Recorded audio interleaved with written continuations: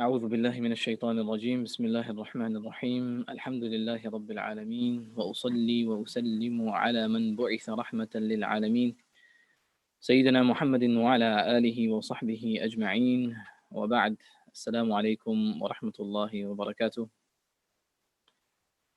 Brothers and sisters, so this is the final Jummah of Ramadan, the final Jummah Bayaan. It has been a Ramadan that has been totally different from any Ramadan that we have experienced before. Strange in some ways, but uplifting in others. We have found new ways to connect with Allah subhanahu wa ta'ala. There have been realizations of our own closeness to Allah and our own abilities to get close to Him as well. What we know and what we don't know, what we thought we knew and we actually didn't know. What we didn't put into practice and didn't think it was possible to put into practice, all of those things have come to light. Now, whilst there's no specific sort of reward for the final Jummah, there's nothing special about the final Jummah as opposed to any other Jummah in Ramadan. But I suppose you can say that it is the last time that the Muslims are supposed to have gathered together, are supposed to have come together and been reminded of the ayat of Allah subhanahu wa ta'ala, being reminded of the sunnah of the Messenger sallallahu alayhi wasallam, and been purified somewhat, and come together solely for the remembrance of Allah subhanahu wa ta'ala. So it's a chance to sort of check ourselves and recognize what it is that we've achieved, and whatever is remaining from Ramadan after this Friday, to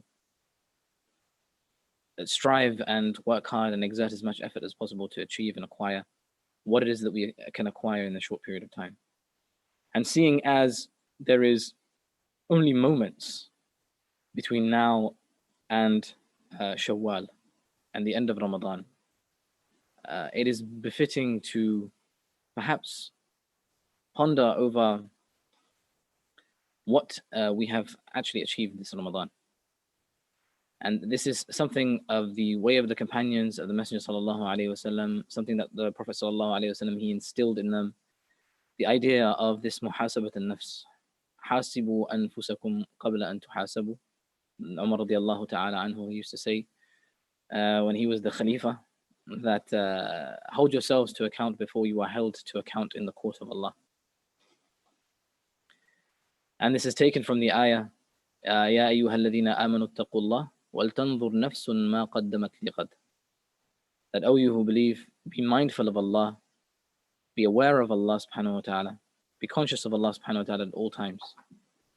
Wal tanzur nafsun ma qaddamat liqad, and let every person look at, ponder over, reflect on what it is that he has put forth for himself or herself for tomorrow. Obviously, tomorrow meaning Yawm al-Qiyamah. Right? So this Ramadan has gone by. What is it that we've done? What is it that we have achieved? What is it that we could have done better? Right? Self-analysis, breaking it down, trying to understand the inner workings of our own nafs. What held us back from doing the things that we wanted to do? It wasn't shaitan. Shaitan was locked away. Right? So this Ramadan has given us a really good opportunity to recognize our own strengths and our own weaknesses. We haven't been mixed up with anybody else. We haven't been able to come out to the masajid of Allah subhanahu wa ta'ala and let somebody else do the hard work of reciting the Quran, and we just sit there and listen to it. Rather, we have to put the effort in terms of reciting it, in terms of trying to do a khatam, and so on and so forth, right, in Ramadan. That's our own efforts. For many of us, there were things that held us back from doing that. And for many of us, we, alhamdulillah, managed to achieve it. But there were other things that we could have done that we didn't do, and so on and so forth. So this is a chance to recognize your strengths. What is it that you were good at? What was it that you excelled at? What is it that you really enjoyed from the worship of Allah subhanahu wa ta'ala? Take that forward with you. Right? Build on that. Allow that to grow. And what is it from the worship of Allah subhanahu wa ta'ala, His connection and His ikhlas and so on and so forth? What is it about that that held you back? That you couldn't do, that you wanted to do, but it didn't come to fruition. Why? And really take some time out before Eid and before the Ramadan lockdown is lifted and Shawwal comes. Because as soon as Shawwal comes, as soon as Eid comes, the spirit of Ramadan disappears with it, right? That buzz of Ramadan, it goes. You're drinking coffee in the morning and you're having a scone for breakfast or something like that. That feeling, that Ramadan feeling is gone. That spiritual connect, that spiritual uplift has gone. Whether you feel it or you don't feel it, it's there and it goes. And those who do have a taste of it, they recognize when it does go. So now is the opportunity to do that. Now is the opportunity to really sit down and have a think about what it is that we've done. And that way, hopefully, inshallah, we can take our actions forward with us. Right? This Ramadan has given us like hope that there is an ability to, there's an alternative way of life. The way of life that we usually live on a daily basis, there is an alternative to that. And that alternative isn't some, next reality string theory thing only physics can sort of explain. It's real, it's tangible. And we can physically enact it in our lives.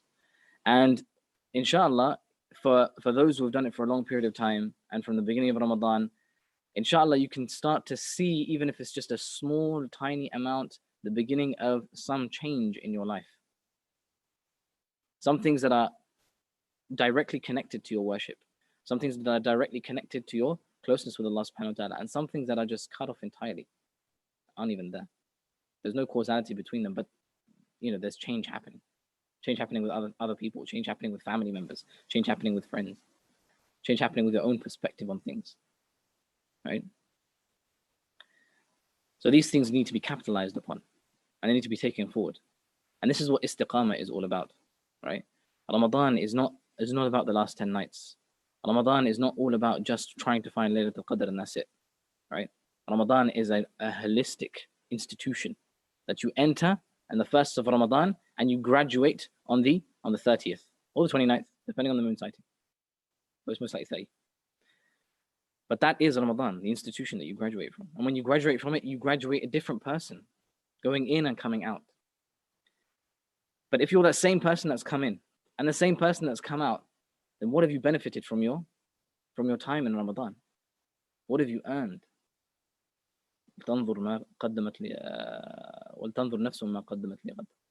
That every person, that every soul, look at what they have acquired. Have they learnt some new du'as?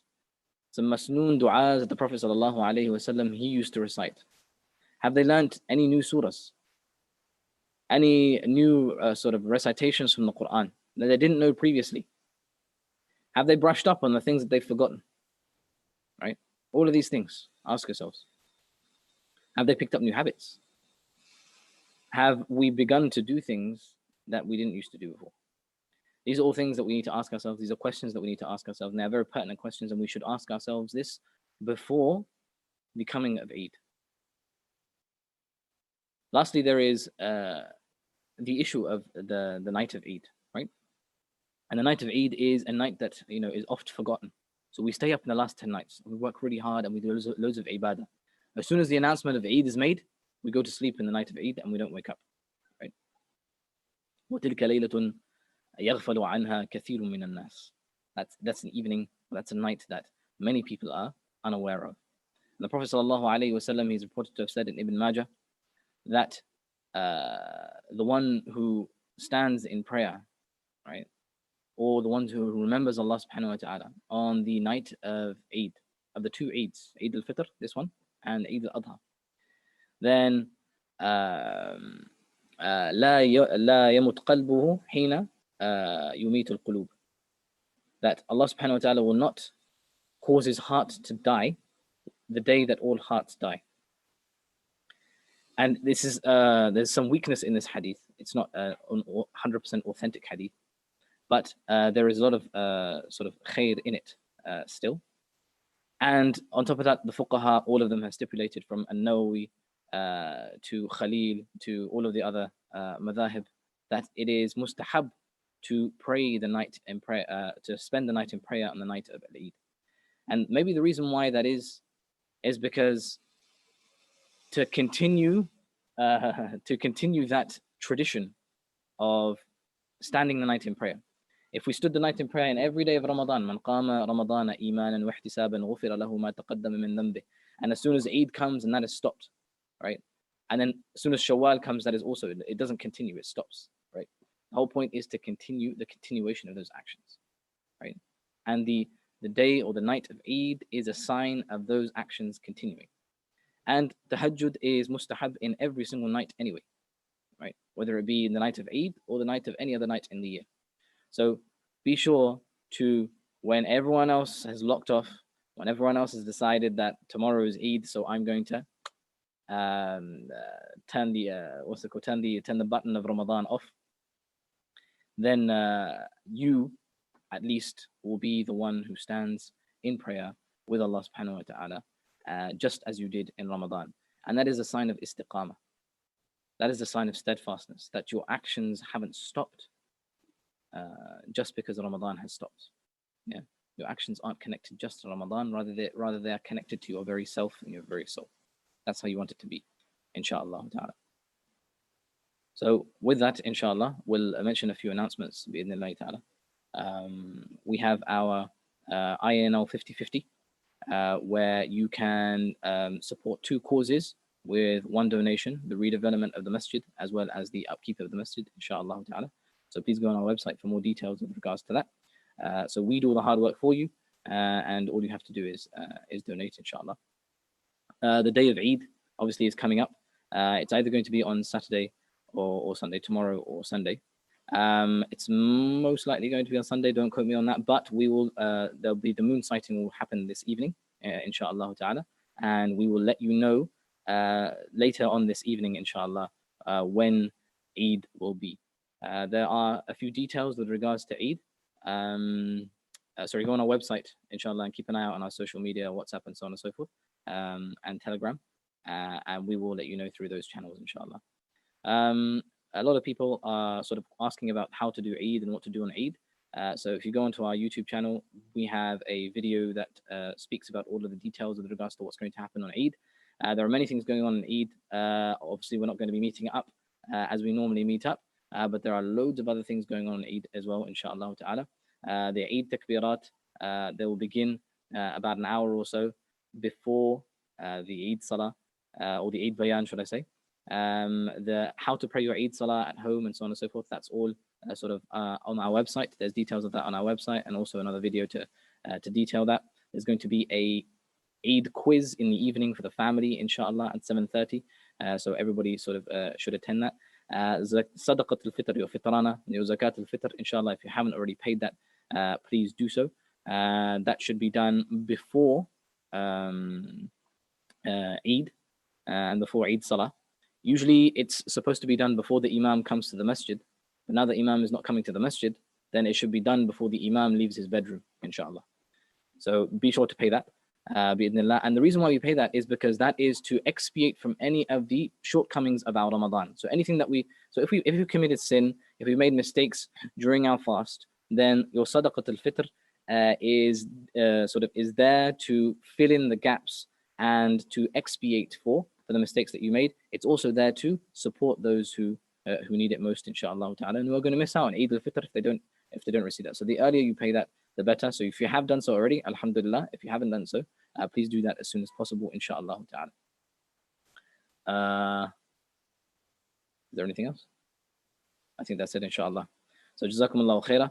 I ask Allah subhanahu wa ta'ala to grant us the tawfiq and to accept all that we have done this Ramadan. Allahumma taqabbal minna siyamana وقيامنا وركوعنا وسجودنا ودعاءنا يا رب العالمين.